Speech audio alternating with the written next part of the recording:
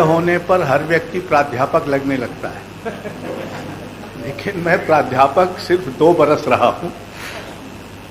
हालांकि जिंदगी भर मैं साहित्य की वकालत तो करता रहा हूं।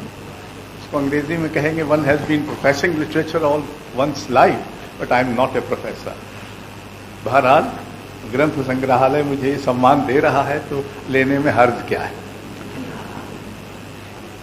आदरणीय शरद पवार जी, भालचंद निमाड़े और दूसरे भी भालचंद्र, 2 भालचंद्र हैं। मैं बेचारा अशोक कहाँ फंस गया हूं। और श्री रविंद्र गावड़े, मैं इसे बहुत सम्मान की बात मानता हूं कि आपने मुझे अपने 125वें वर्ष पूरे होने पर याद किया है। मैं याद कर रहा था कि ऐसी ही एक संस्था बनारस में बनी थी इससे भी 5 बरस पहले, और उसकी ये दुर्दशा है कि अदालतों में मामले चल रहे हैं और एक अदालत ने फैसला किया कि वहाँ चुनाव किए जाएं, तो शायद दूसरी अदालत ने ये कहा है कि नहीं, चुनाव तो कर दिए जाएं लेकिन अभी कार्यभार न सौंपा जाए। तो मैं उस भाषा से आया हूं जिस भाषा में जो भाषा पुस्तक प्रेम के लिए कुख्यात नहीं है। वहाँ पुस्तक प्रेमी बहुत कम हैं। हमारी जनसंख्या तो बहुत अधिक है और पाठक संख्या अनुपात में बहुत कम है। तो बहरहाल इसके बावजूद हम लोग उस भाषा में लिखते हैं क्योंकि वही एक भाषा है जो हमको आती है। पर महाराष्ट्र के प्रति मैं हिंदी की ओर से कृतज्ञता ज्ञापन भी करना चाहता हूं, क्योंकि बहुत सारी चीजें जो उत्तर भारत में नष्ट हो गईं या वहां से गायब हो गईं, उनको बचाने का काम महाराष्ट्र ने किया है। जैसे सारे हिंदुस्तानी शास्त्रीय संगीत के घराने उत्तर भारत में थे। उनके नाम ही उत्तर भारत के शहरों पर थे। ग्वालियर, आगरा, किराना, पटियाला, बनारस, लखनऊ, ये सब वहां से गायब है। पर इनको बचाया है महाराष्ट्र ने और धारवाड़। दूसरा, आधुनिकता के में जो साहित्य के लोकतंत्र का विस्तार हुआ, उस विस्तार में भी महाराष्ट्र अग्रणी रहा है। आपके यहाँ दलित साहित्य बहुत पहले आया, हिंदी में बमुश्किल तमाम पिछले 20 वर्षों से दलित बोलने लगे। इसमें भी लोकतंत्र के विस्तार में भी आपकी अग्रणी भूमिका रही है। मैं महाराष्ट्र के परभणी में मराठी साहित्य सम्मेलन का उद्घाटन करने गया था। मैंने जिंदगी में हिंदी में अपनी भाषा के साहित्य के प्रेम के कारण इतने 1000 लोगों को एकत्र होते कभी नहीं देखा। तो मेरे लिए एक बहुत ही रोमांचक अनुभव था। तीसरी बात कि आधुनिक चित्रकला, आधुनिक रंगमंच और आधुनिक सिनेमा में भी महाराष्ट्र अग्रणी रहा है। मैं याद करना चाहता हूं कि 1947 में बंबई में, तब बंबई कहलाता था, तो हमारे जुबान पर अभी तक मुंबई चढ़ा नहीं है, तो इसके लिए माफ कीजिएगा, क्योंकि हमने जब इसका नाम सुनना शुरू किया तो बंबई ही सुनते थे। 2 मुसलमानों, 1 ईसाई और 3 हिंदुओं ने मिलकर 1947 में प्रोग्रेसिव आर्टिस्ट ग्रुप की स्थापना की। इसके संस्थापकों में थे सैयद हैदर रजा, मकबूल फिदा हुसैन, फ्रांसिस न्यूटन सूजा और आरा, बाकरे और गाड़े। सोचिए, जब हमारा बंटवारा होने को था और सांप्रदायिक तनाव बहुत गहरा ऊंचा हो चुका था, तब इन लोगों ने भारत के उस विचार से प्रेरित होकर, जो उसका मूल विचार है बहुलता का, एक नया कलाकार संघ स्थापित किया। तो सबसे पहले तो मैं इसके लिए मैं याद करता हूं कि दुर्भाग्य से ही सही मुझे महात्मा गांधी अंतर्राष्ट्रीय हिंदी विश्वविद्यालय का पहला कुलपति बनाया गया था। अब समस्या ये थी कि वर्धा में ज़मीन मिलने में कुछ ब्यूरोक्रेटिक किस्म की अड़चनें थी।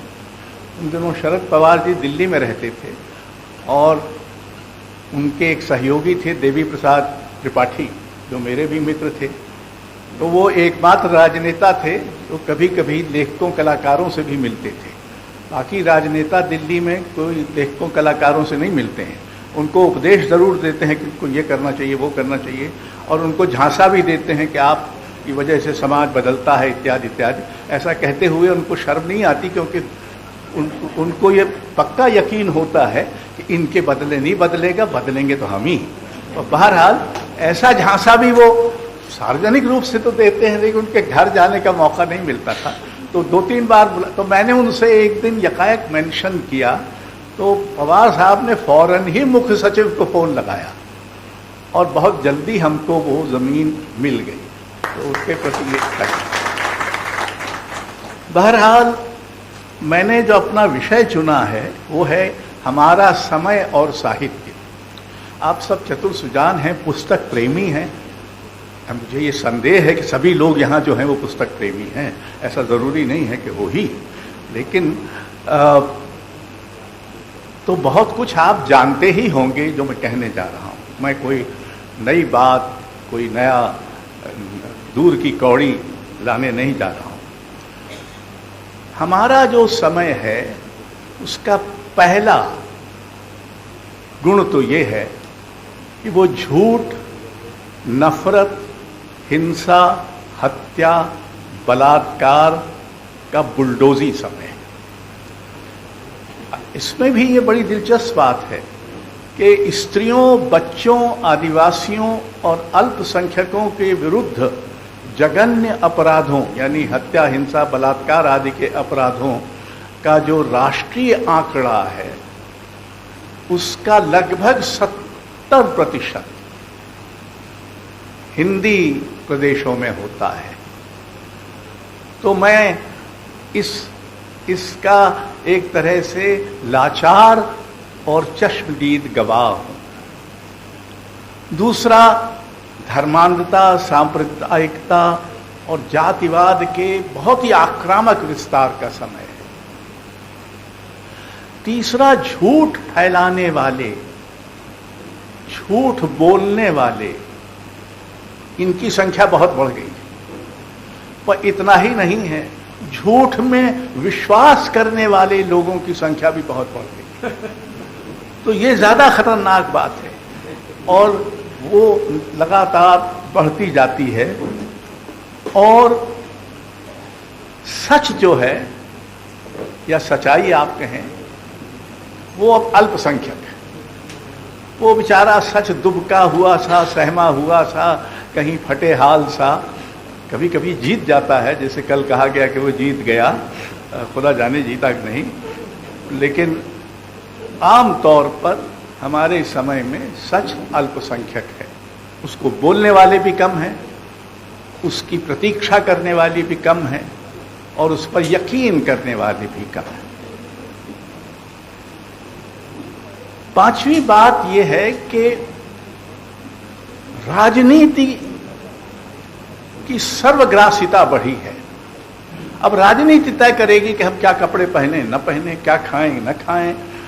हम केदारनाथ की गुफा में चिंतन करेंगे, सो राजनीति है। हम अभयारण्य में चीते छोड़ेंगे, सो राजनीति है। हम दुनिया भर के जो भी कुछ करेंगे या आपको नहीं करने देंगे, ये सब राजनीति। तो राजनीति की सर्वग्रासिता हमारा जीवन अकेली राजनीति नहीं है, उसमें और बहुत सारी चीजें भी हैं। हमारा जीवन व्यापार चलता रहता है, लेकिन हर चीज पर अब राजनीति की काली छाया पड़ती जाती है। फिर असहमति, विरोध, प्रतिरोध का लगभग अपराधीकरण कर दिया गया है। 2015 में भारत के कुछ लेखकों में, जिनमें मैं भी शामिल था, अपनी साहित्य अकादमी और अन्य पुरस्कार असहिष्णुता के विरोध में वापस किए। तो इतना बुरा लगा सत्ता को कि हमको अवार्ड वापसी गैंग कहा जाने लगा। बल्कि मैं अपना परिचय अगर मुझे खुद देना पड़े तो मैं कहता कि मैं अवार्ड वापसी गैंग का एक नामी गैंगस्टर हूं। हालांकि इनमें से किसी ने किसी से पूछा नहीं था, ये स्वतः स्फूर्त अभियान था, क्योंकि हम लोग बहुत चिंतित थे। लेकिन अब कोई असहमति कर दे, कोई विरोध कर दे, प्रतिरोध कर दे, तो ये अपराध है और दंडनीय है। मीडिया का, और जो बहुत ही साधन संपन्न मीडिया है, संभवतः यहां भी होगा या शायद यहां क्यों होगा, उसके लिए ये कोई अवसर तो नहीं होगा जिसको वो कवर करना चाहे। हो सकता है पवार साहब की वजह से हो, लेकिन हम लोगों की वजह से तो नहीं होगा। तो हम लोग किस खेत की मूली हैं उसके लिए। तो ये जो साधन संपन्न, ये सत्ता से प्रश्न पूछने के बजाय विपक्ष से प्रश्न पूछता है। ये सत्ता की स्तुति करता रहता है, उसकी भक्ति करता रहता है, उसका बचाव करता रहता है और झूठ फैलाता है, नफरत फैलाता है।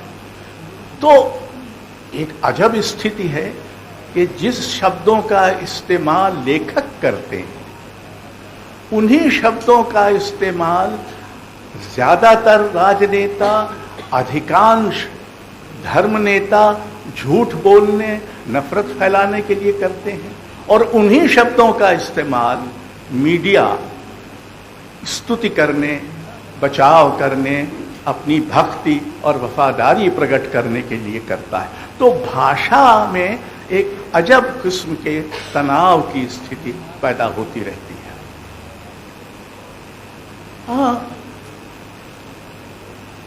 धर्म और राजनीति के संबंध में पहले भी कुछ न कुछ तनाव होते रहे हैं दोनों के बीच, लेकिन धर्मों ने राजनीति का अनुचर बन जाने का ऐसा प्रयत्न पहले कभी नहीं किया जितना आज कर रहे हैं।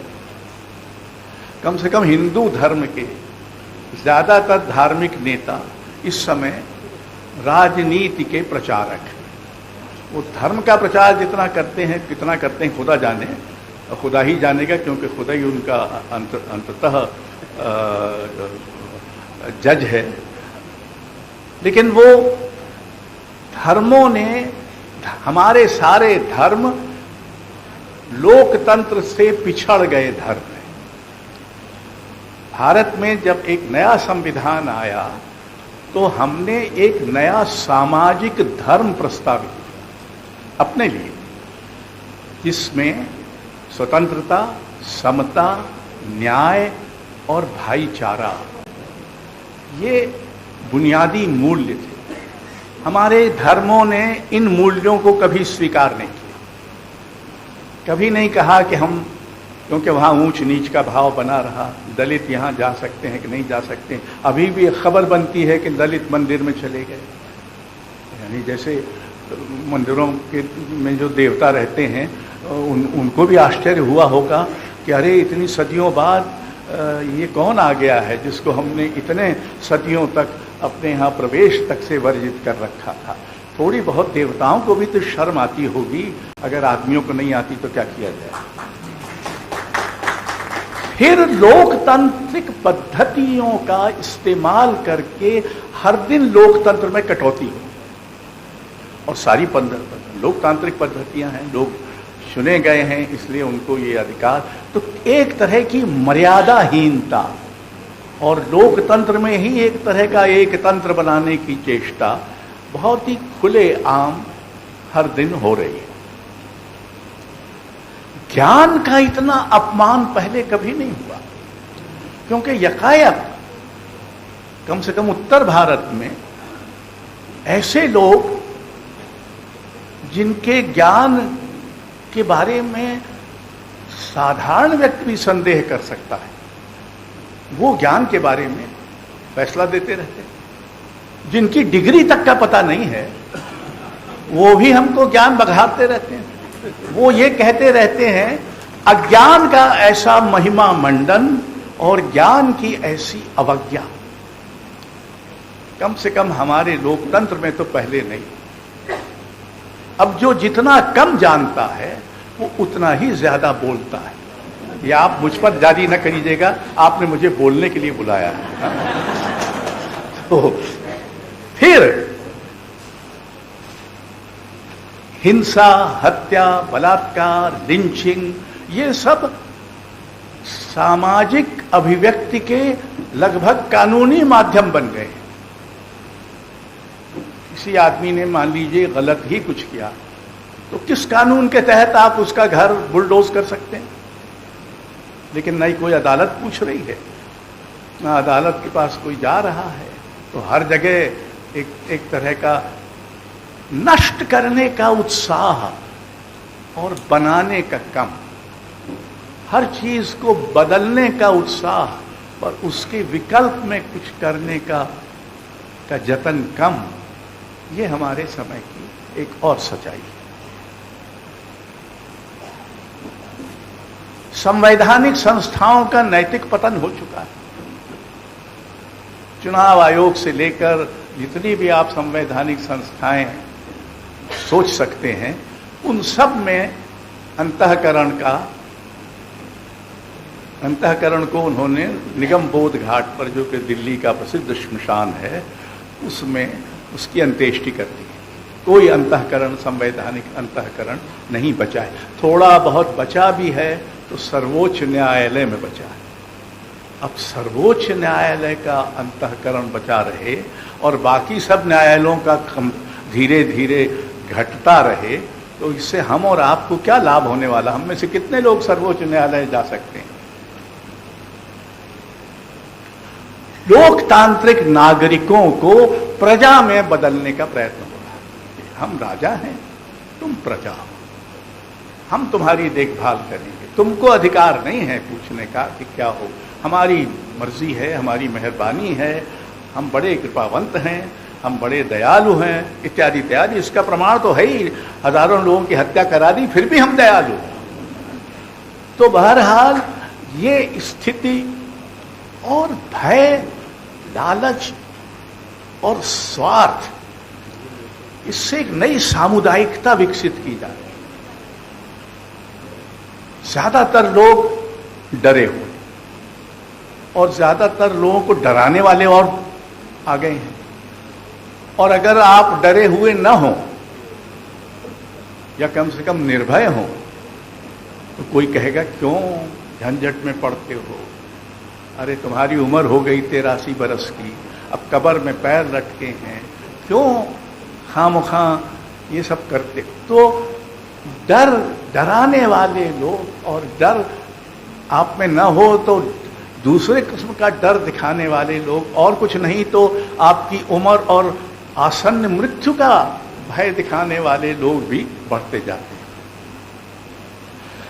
एक और बात जो बहुत फैल गई है कि दुनिया चीजों से बदलती है, विचारों से नहीं। हम लोग ये मानते आए थे कि दुनिया को बदलने के लिए विचार चाहिए, बड़े बड़े विचार हुए हैं जिन्होंने दुनिया को बदला है। अब लेकिन चीजों की बहुतायत है, इतनी चीजें हैं कि हमारे घर जो हैं गोदाम बने। हम में से हर एक का घर चीजों का गोदाम बना हुआ है। हम में से हर एक ने जरूरत से ज्यादा चीजें खरीद रखी हैं जिनको हमको कोई जरूरत नहीं है। लेकिन ये उस देश में हो रहा है जिस देश की स्वतंत्रता का सबसे बड़ा सेनानी एक 500 रुपए में बनाई गई कुटिया में रहता था और अधनंगा रहता था। उस देश में अब ये हालत है कि सारा मध्य वर्ग जो है वो अपने घरों को गोदाम बना के प्रसन्न है कि हम बड़े समृद्ध हो गए, और हम में से अधिकांश के बेटे और बेटियां और पोते और पोतियां अमेरिका में हैं और अमेरिकी अर्थतंत्र की मजदूरी कर रहे हैं, और आईआईटी में पढ़ के गए हैं और वहाँ मजदूरी कर रहे हैं। और हमारी जिम्मेदारी कुल इतनी है कि कभी कभी हम उनके भेजे गए टिकट पर वहाँ 4-5 महीने जाएं, क्योंकि बेटा बहू या पतोहू नौकरी पे जाते हैं और जो बच्चे छोटे हैं उनकी देखभाल करना अब हमारी जिम्मेदारी है। तो मित्रों, ये दृश्य है जो मुझे लगता है कि आज का दृश्य है। अब मैं आपको संक्षेप में ये कहना चाहता हूं कि इसमें साहित्य क्या कर सकता है या क्या कर रहा है। पहली बात तो मैं गांधी जी के कुछ अवधारणाओं का उपयोग करके अपनी बात कहूंगा। उनके जो बीज शब्द हैं, वैसे तो मुझे गालिब के भी 2-3 मिसरे याद आते हैं, उनका भी इस्तेमाल करना बुरा ना होगा। गालिब ने एक अपने शेर में कहा कि जौहरे तेग बसर चश्मे दीगर मालूम। अब ये तो शुद्ध फारसी है, इसको आप भूल जाइए। हूं मैं वो सब्जा कि जहराब उगाता है मुझे, मैं वो हरा पौधा हूं जिसको जहर का पानी उगाता है। तो इसको याद रखिए कि हम वो हरे सब्जे, हम तो खैर हरे भी नहीं रहे, अब तो क्या कहेंगे, झुलसे और मुरझाए हुए सब्जे हैं, लेकिन हमको भी जहर का पानी उगाता है। दूसरा उन्होंने एक और मिसरा था, ए परतबे खुर्शीदे जहां ताब इधर भी, साये की तरह हम पे अजब वक्त पड़ा है। हम पर जो वक्त है वो एक साये की तरह पड़ा हुआ है। और तीसरा आप सब जानते होंगे कि बाजी चाहे अतफाल है दुनिया मेरे आगे, होता है शबो रोज तमाशा मेरे आगे। तो शबो रोज तमाशा मेरे आगे, तो इनको याद रखें तो मेरी जो बातें हैं वो शायद आपको बेहतर समझ में आएंगी। तो झूठों के बरक्स सच कहने, सच पर अड़े रहने और अलोकप्रिय होने का जोखिम उठाना। लोकप्रियता का भी बड़ा भारी प्रलोभन हमारे समय में है। कितने लोगों ने हमें पढ़ा, कितने लोगों ने क्या किया, लाइक किया वगैरह वगैरह। ये जो नई नई लोकप्रियता के उदाहरण हैं, इसके बजाय सच बोलकर और सच पर अड़े रहकर अलोकप्रिय होना अधिक मानवीय और अधिक साहित्यिक होना।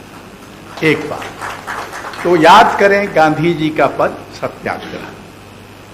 दूसरा, घृणा, हिंसा और झूठ के सभी गठबंधन, सभी मंच, सभी तरह की अभिव्यक्तियां, सभी तरह की सक्रियताओं से असहयोग करना।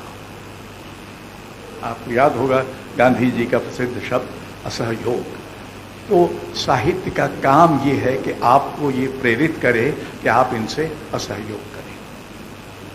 तीसरा, ऐसे सभी उपक्रमों की जो झूठ, घृणा, हिंसा फैला रहे हैं, फिर वे सत्ता में हैं, मीडिया में हैं, धर्मों में हों, सविनय अवज्ञा हम नहीं मानेंगे। चाहे वो धर्म नेता बोले, राजनेता बोले, अधिकारी बोले, दौलतमंद बोले, हम नहीं मानेंगे कि हमको झूठ और नफरत और हिंसा में किसी भी तरह से शामिल होना चाहिए। तो सविनय अवज्ञा। और गांधी जी ने ही सिखाया था कि जब सब लोग डर रहे हों, जब सब लोगों पर डर का बहुत बड़ा शिकंजा हो, तब कम से कम साहित्य का काम तो निर्भय होना चाहिए। वो खुद निर्भय हो और अपने पाठकों को भी निर्भय बनाए कि डर, किसी भी डर के सामने हम नहीं झुकेंगे, न उससे आतंकित होंगे। आपके पास बहुत दौलत है, आपके पास बहुत शक्ति है, आपके पास पुलिस है, सेना है, ये है वो है, इससे हम नहीं डरने वाले, क्योंकि हमको अपने सच पर यकीन है।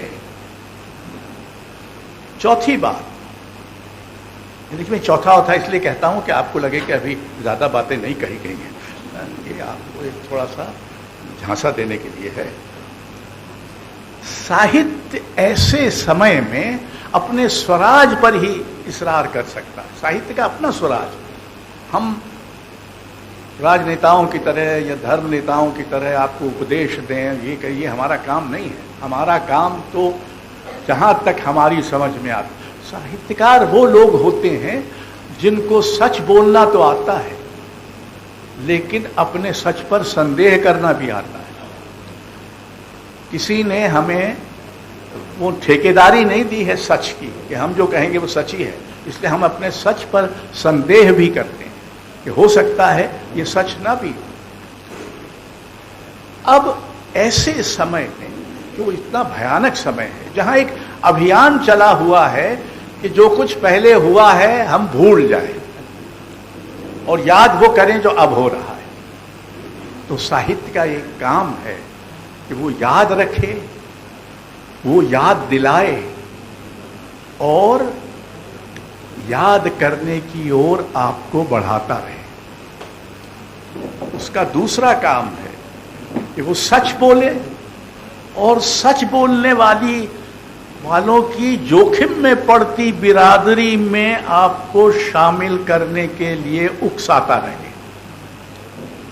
तीसरा काम है कि जो राजनीति की सर्वग्रासिकता हमको घेर रही है, उसके बरक्स जो जीवन की बहुलता है, उसकी जो मानवीय ऊष्मा और गर्माहट है, उसमें जो समरसता है, उसकी जो संभावना है, उसमें जो विकल्प खोजने की शक्ति है, उसमें जो स्वप्न देखने का मादा है, इनकी रंगभूमि बना रहे।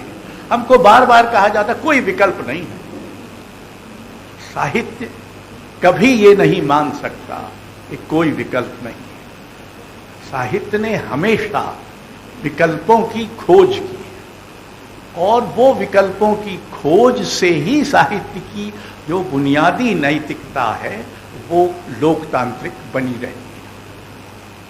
फिर साहित्य का काम है कि वो असहमति, आलोचना और प्रश्नांकन इनका शरण्य बने। मैं तो यहां तक जाने को तैयार हूं कि चूंकि हमारे सारे धर्म अपने ही अध्यात्म से विरत हो चुके हैं, दूर जा चुके हैं, ऐसे समय में साहित्य का एक काम हमारे इस अध्यात्म को बचाना है, उसका शरण्य होना। और मैंने ज्यादा समय ले लिया क्या? इस कठिन समय में अंतःकरण, साहस और प्रतिरोध का, अध्यात्म और सत्य का साहित्य को शायद आखिरी पर बुर्ज होना चाहिए, जो खड़ा रहे सारी अंधेरी आंधियों के बावजूद। अब मैं समापन करने के पहले, जैसे कवि लोग जो होते हैं अपनी कविता सुनाने से बाज नहीं आते, तो मैं क्यों आऊं? तो पवार साहब की अनुमति से मैंने कुछ कोरस लिखे। ये आपको पता होगा कि ग्रीक नाट्य परंपरा में जब कुछ भयानक होने जा रहा होता है या भयानक हो चुका होता है तो कोरस आता है, और कोरस का ये पता नहीं होता कि इसलिए शामिल लोग कौन हैं। आमतौर पर वो साधारण लोग होते हैं। तो उसी का एक हमारे शोक गीत का ये अंतिम चरण है। सत्ता, दर्द, घृणा, अन्याय, हत्या के उदय और अस्त की कथा एक बार फिर घटती और पूरी होती है, अनिवार्य दोहराव की तरह।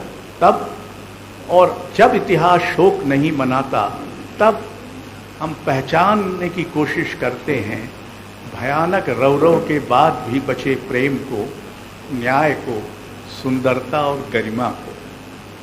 हम यही बताने आते हैं कि सच लहूलुहान होकर भी हार नहीं मानता, और कितना भी फटे हाल क्यों न हो गया हो, चलता रहता है, और उसकी रोशनी देर सबेर सब पर गिरती है। जो पाप करते हैं और मरते हैं, जो दूसरों का जीवन मुहाल कर मरते हैं, जो अपने लिए सबको बलि देकर मरते हैं, जो घृणा और झूठ में पलते और मरते हैं, जो दूसरों को गुमराह कर मरते हैं, उनका मृत्यु अंतिम मुकाम है। वे उसके बाद इतिहास में नहीं आते। मृत्यु उन्हें जीवन और इतिहास दोनों से मिटा देती है। हम जो बचा है वो गायब न हो जाए, जो रचा गया है उसकी जगह घट न जाए, जो सहायक हुआ है वो अशक्त न पड़ जाए, हम इसकी चिंता करते हैं। हमारा शोक गीत उम्मीद और प्रतीक्षा का एक पाठ है। धन्यवाद।